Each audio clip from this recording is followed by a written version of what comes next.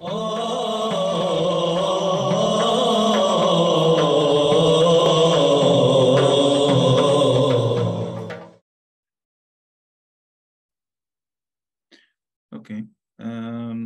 First of all, I'm not going to speak about what is Iraq and what the main characteristics of being a school in madhab and what the difference between the school and the madhab. It's need more time.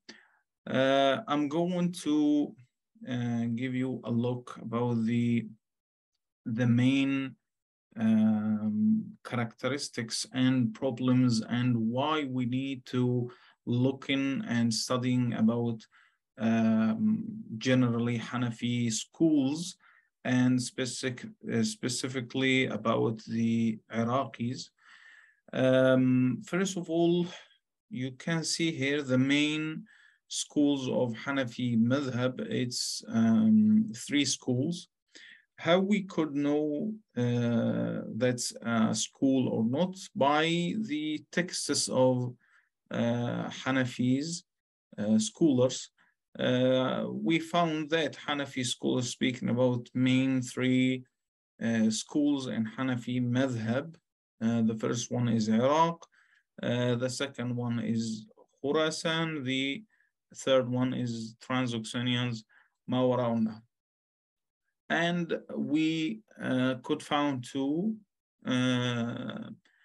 at Khurasan, 2 sub-school, Balkh and Maru, and Transoxianian we could see Bukhara and Samarkand. Through those texts which we have, we could see a main differences between Iraq and the other schools. Not just in the way of authorship, but in the way they understand the concept of madhab, and we could found the concept of mu'tamad changing through those schools too.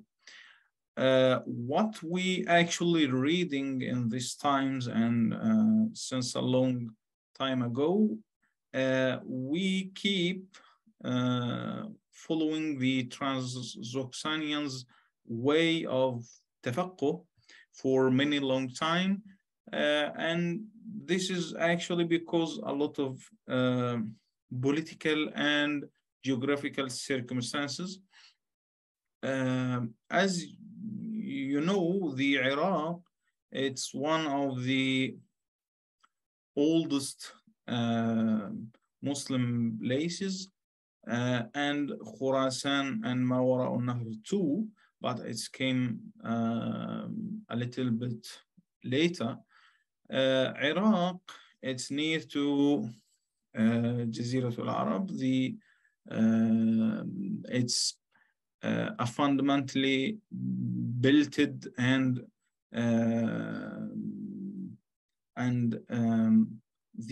a lot of Sahaba lived in there.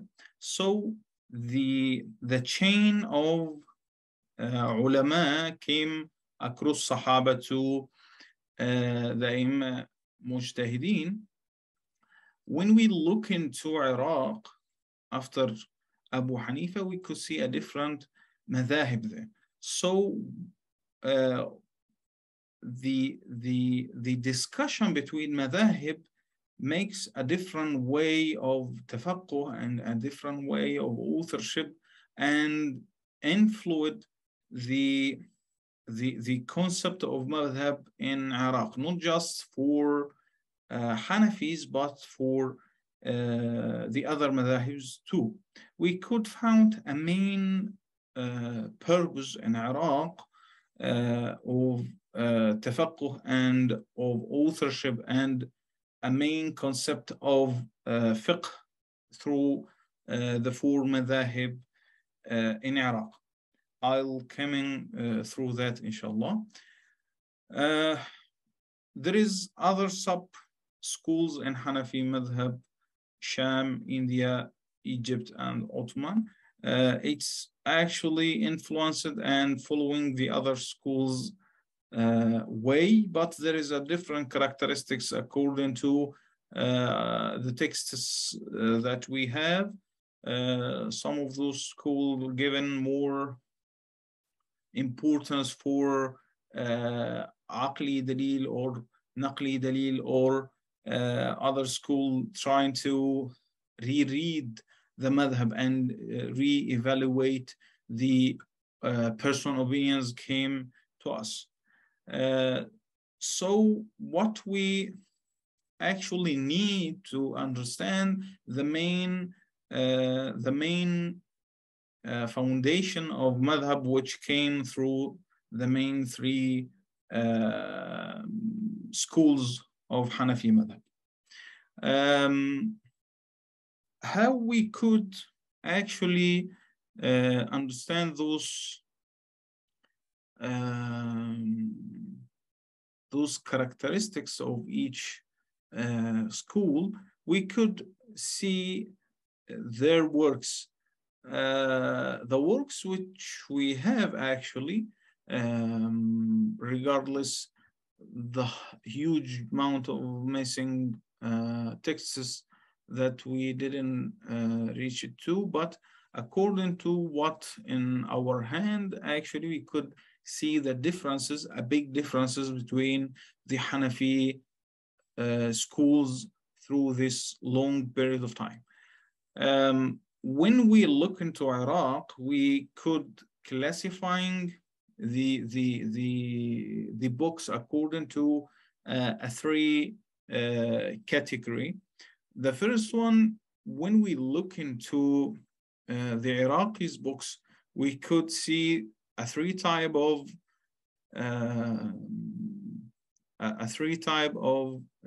classifications. The first one according to chapters. Iraqis actually didn't try, and the most of their book didn't try to mention each mas'ala. They trying to giving a weight on the khilafi, the controversial cases, masail al-khilaf. This is the first type of mentioning in authorship in Hanafi works. The second one is focusing on one chapter, such as Kitab al-Rada', Kitab al-Hayd, Kitab al-Ijtihad, and so on, Kitab al-Siyar, and so on. The third way of mentioning legal chapters, it's mentioning the whole chapter, such as Mukhtasar al-Karkhi and the shuruh of Mukhtasar al-Karkhi. One of them is what Quduri is made. This is one way of looking, but it's not the important way. The important way of looking to Hanafi's works is looking to the purpose of authorship. Why the author, why the scholar wrote the book in that way. When we look into Iraq, not just in Hanafi's works, in all madhahib's work, we could see a common theme. They wrote an author in it. They writing in Masail al-Khilaf and a purpose. What that purpose would be, they have a common concept in fiqh. This common concept is different. It's what make Iraq different from the other schools. The Iraqis understand the fiqh by knowing the reason of khilaf.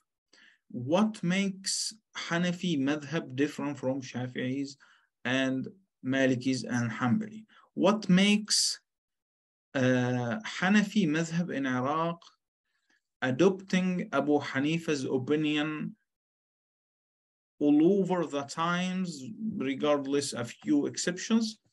But the Transoxiana and Khurasanian didn't adopt Abu Hanifa's opinion that much that Iraqis do. This purpose is that makes Iraqis different. They look into fiqh as a way to understand the reasoning of adopting some legal hukum. And when we look in actually to Transoxiana and Khurasan, it's different from that. They look into fiqh as a law and code. So they rooted in that way. The main purpose of authorship in Khurasan and Transoxiana is working on nawazil and fatawa and a system legal works such as Bada'i al-Sanai and other works that we have. They make in fiqh in a system and in arranged chapters. And the second type, such as I'm saying, it's collecting the personal opinion in the modern legal cases. When we look into the system, they root the fiqh in it, we could actually understand the Transoxiana and Khurasanian. They are different from Iraqis according to what they written.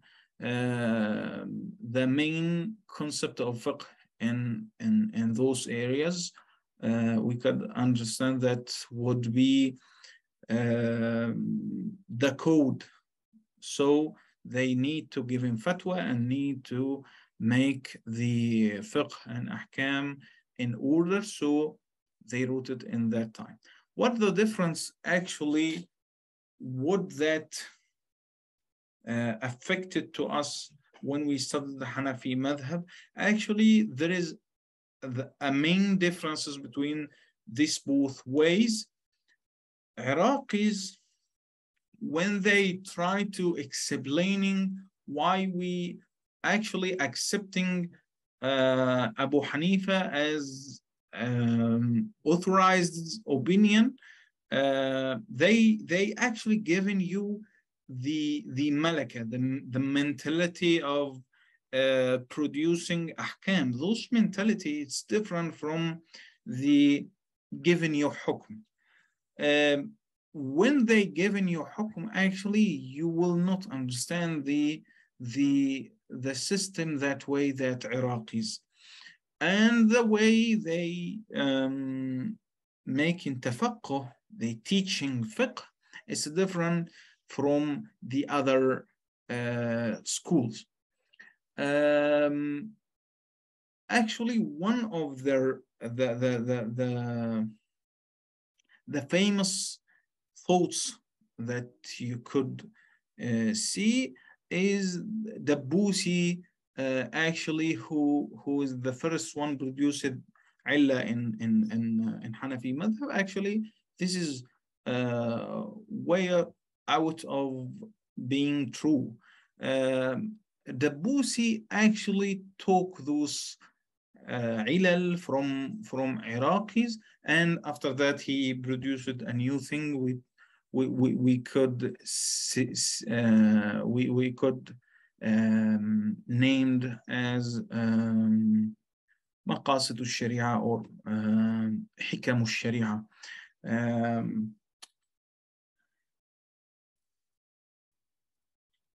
Okay, what the main characteristics of Iraqis? The main characteristics of Iraqi would be the purpose of authorship, such as said that is the they written in the main works in Masail al-Khilaf. The second one, the method of inference and given the reasoning, they if we're looking, for example, to Sharh al-Aqta, to Sharh Kitab al-Taqrīb, or Jassas's works such as Sharh al-Jami' al-Kabir and Sharh Mukhtasari al-Tahawi, he trying to give you both of adilla, naqli and aqli, the transmitted reasoning and the rational one. And when he given those evidences, actually you could say to me, Hidayah and the other books given that too. Actually, the mutaakhirin given, yes, they given some aqli dalil and naqli dalil, but it's a different from Iraqis actually, and sometimes not at all, and the systematic of Iraqi is more fundamental and stable when we look into Hanafi madhab. For example, Taqrīb mentioning, he said, for example, in every legal case, wajhu qawlihi, the reason of adopting this opinion is that, and Aqta makes that too, and Jassas makes it in the same way. He mentioning wajhu dalil for each mas'ala, how we could extract in the hukm from this evidence or the texts according to the methodology of Hanafism and the methodology of usul fiqh, which they developed through that time. And if there is a personal opinion or a different narration from Abu Hanifa and his students, actually he mentioned it and discussed it, and he tried to say why we adopting that opinion, why we adopting Sahibin's opinion, why we didn't adopt Sahibin's opinion, why we following Abu Hanifa in each mas'ala. So the main characteristics will be the way of mentioning, reasoning through the madhab. The third characteristics of Iraq would be the concept of fiqh.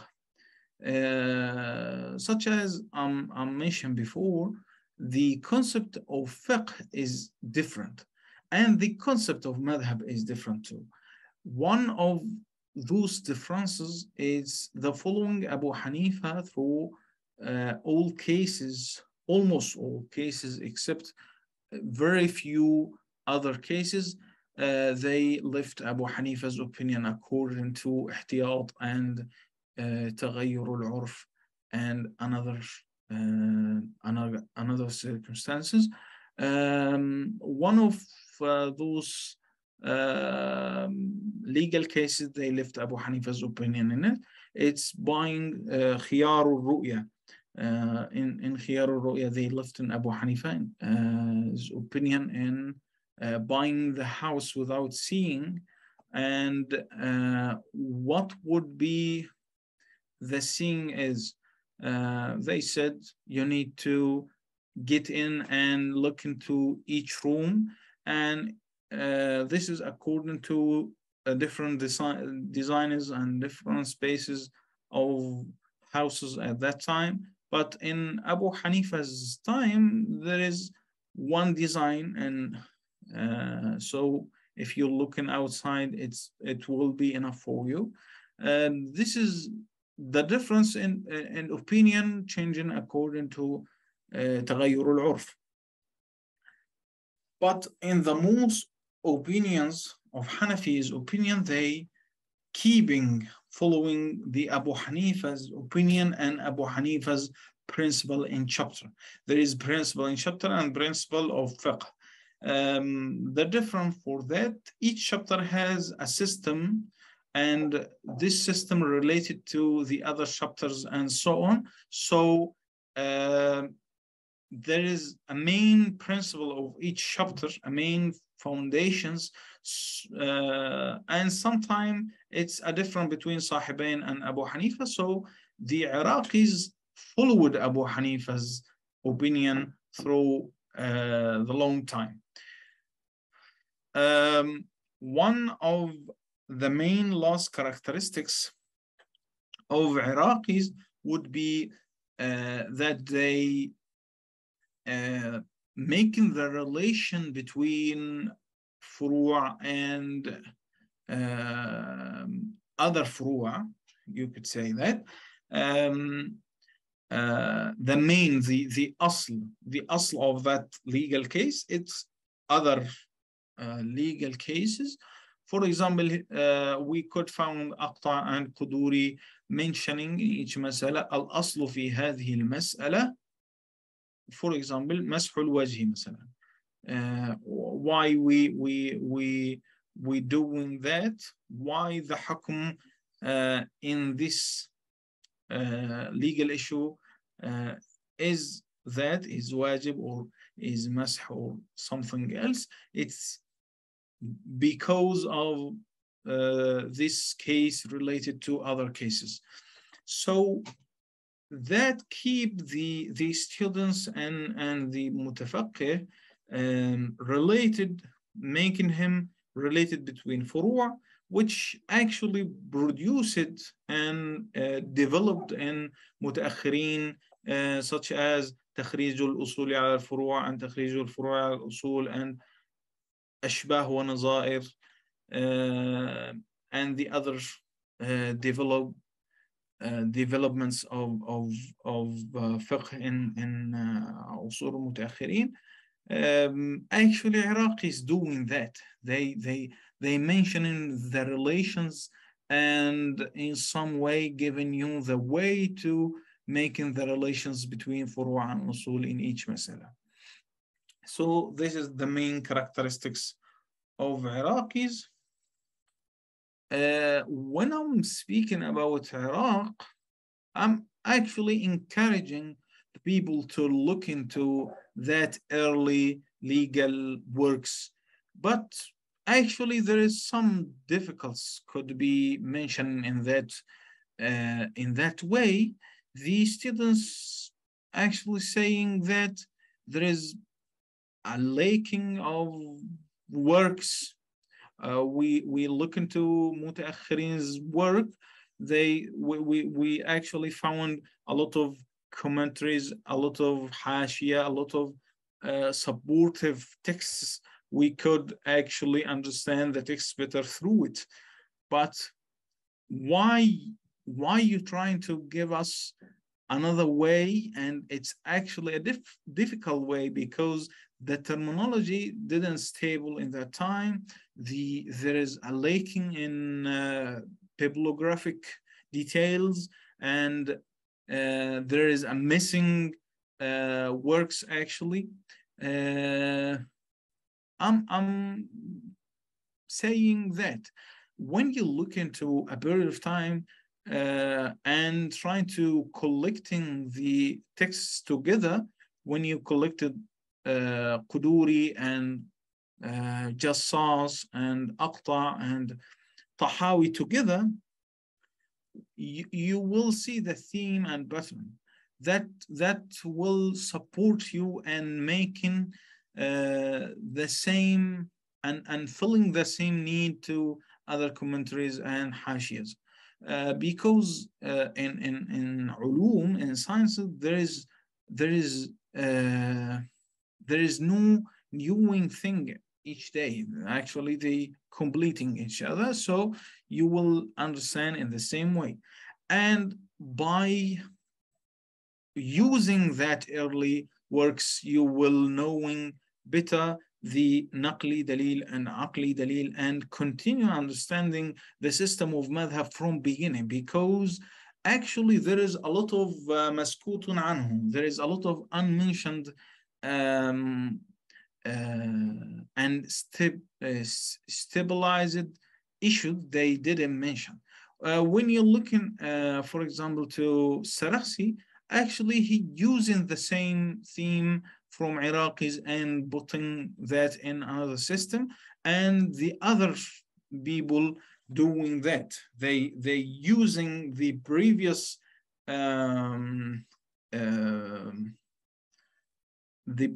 system. They learned and reached it from the previous scholars and using that in their works. One of the most difficult to understand Iraqis, it's reading Iraqis through the other scholars' commentaries. When you're reading Quduri through, for example, al-Jawharatun Nayra, you will not understand Quduri as he wants. When you look into Jassas and try to understand him through Hidayah, it's a different way actually of mentioning and writing and making fiqh. So one of the first way to understand the early Hanafi works, it's looking to them and collecting them in one theme, and that will make you better understand of Iraqi's work. Actually, I'm squeezed this so much, so I hope you forgive me that. It's so summarized speech, but for further, I hope we have another time to speaking about Iraq, inshallah. If you have any question, I'll waiting there. Thank you.